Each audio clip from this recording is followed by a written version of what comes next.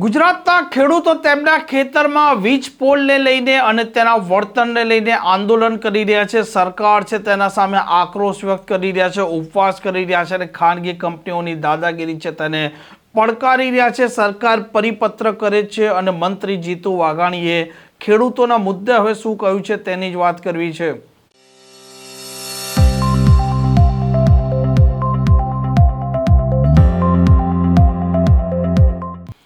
નમસ્કાર, આપ જોઈ રહ્યા છો હોટલાઇન ન્યૂઝ અને હું છું આપની સાથે તોફિક ગાંચી। મોરબીના જેતપરના ખેડૂતો ઉપવાસ પર બેઠા છે અને મામલો છે તેમના ખેતરમાં વીજ પોલ ખાનગી કંપનીઓ ઊભા કરી રહી છે તે અને તેમને જોઈએ છે 4 ગણું વળતર। આ મામલે સરકાર જાગે છે, તાત્કાલિક જાહેરાત કરે છે અને 24 કલાકમાં પરિપત્ર પણ કરે છે જેમાં ઉલ્લેખ હોય છે કે આ ખેડૂતોની જે જમીન છે આ જમીનના બમણા ભાવ તેમને વીજ પોલ નખાશે તેમાં મળશે। જો કે આ મામલે ખેડૂતો હજી સુધી પણ સંતુષ્ટ નથી। તેમણે આ જેતપરમાં તેમનું જે ઉપવાસ આંદોલન હતું તે પૂર્ણ કર્યું, પરંતુ વધુ એક આંદોલન છે તે ચાલુ કર્યું છે અને તેના વચ્ચે મંત્રી જીતુ વાઘાણી જે પોતે કૃષિ મંત્રી છે તેમણે એક વાત કહી છે જેમાં આ ખેડૂતોને જે નકલી બિયારણ મળી રહ્યું છે, નકલી ખાતર મળી રહ્યું છે અને તેને વેચનારા આ વેપારીઓ છે તેમના પર આકરી કાર્યવાહીની વાત કરી છે।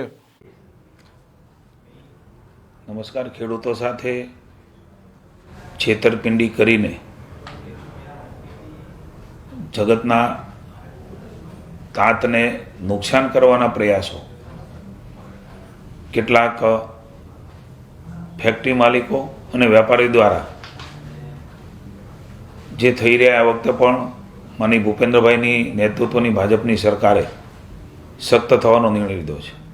મેં અગાઉ પણ કહ્યું હતું કે ડુપ્લિકેટ ખાતર અને બિયારણ જો પકડાશે તો પીબીએમ એક્ટ હેઠળ સખ્ત કાર્યવાહી થશે। 6 મહિના સુધી ડિટેન થઈ અને જેલ હવાલે જશે। એક અમરેલીમાં ડુપ્લિકેટ ખાતર એ પકડાણું, એની તપાસ થઈ અને ગઈકાલે જ 4 ઈસમોને અલગ અલગ રીતે આમાં સંકળાયેલા છે। એ સુરત, બોટાદ, અમરેલી એ પ્રકારના 4 જેટલા ઈસમોને ગઈકાલે જ પોલીસે ધરપકડ કરીને પીબીએમ એક્ટ હેઠળ જેલ હવાલે ડિટેન કરીને કર્યા છે। ખેડૂતોની સાથે આ પ્રકારની પ્રવૃત્તિ કરનાર હજી પણ રાજ્યની સરકાર સખ્તાઈથી એમાં જવા માગે છે। ખેડૂતોને સાચું ખાતરને બિયારણ મળી રહે એ સૌની જવાબદારી છે, ત્યારે સખ્તાઈ સાથે હજી પણ અમારો વિભાગ આ કાર્યવાહી કરશે અને ખેડૂતોને મુશ્કેલી ન પડે, નુકસાન ન થાય એના માટે સરકાર એ સતત ચિંતા કરશે।